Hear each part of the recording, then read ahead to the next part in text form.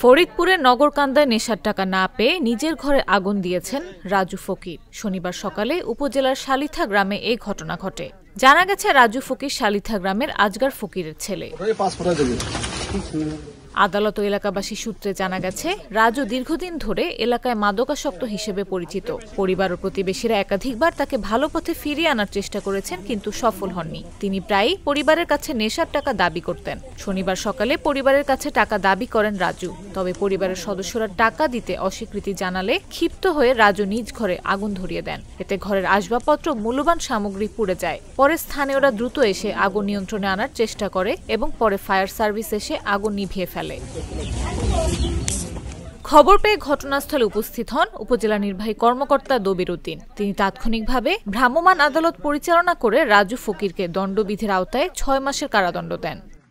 নেশাগ্রস্ত হয়ে দীর্ঘদিন সে নেশাগ্রস্ত ছিল এবং যার প্রেক্ষাপটে সে এতই বেশি নেশাগ্রস্ত হয়েছিল যে নিজের ঘরে নিজেই সে আগুন দিয়েছে।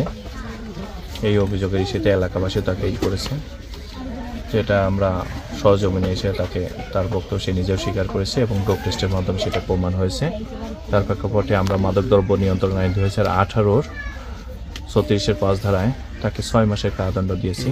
বিষয়টির সত্যতা নিশ্চিত করে ইউএনও দবির উদ্দিন জাগো নিউজকে বলেন, ওই যুবক দীর্ঘদিন ধরে মাদকাসক্ত। নেশার টাকা না পেয়ে নিজের ঘরে আগুন ধরিয়ে দেন। খবর পেয়ে ঘটনাস্থলে গিয়ে রাজু ফকিরের ডোপ টেস্ট করা হয় এবং ফলাফল পজিটিভ পাওয়া যায়। তিনি নিজেও মাদকাসক্তের কথা স্বীকার করেছেন। পরে তাকে ভ্রাম্যমাণ আদালতে 6 মাসের কারাদণ্ড প্রদান করা হয়েছে।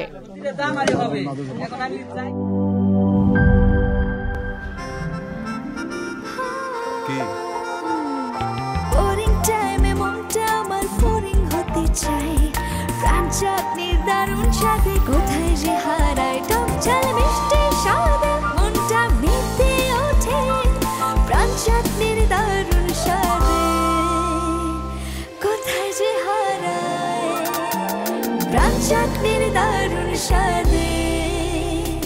প্রাণ চাটনি, স্বাদের জাদু।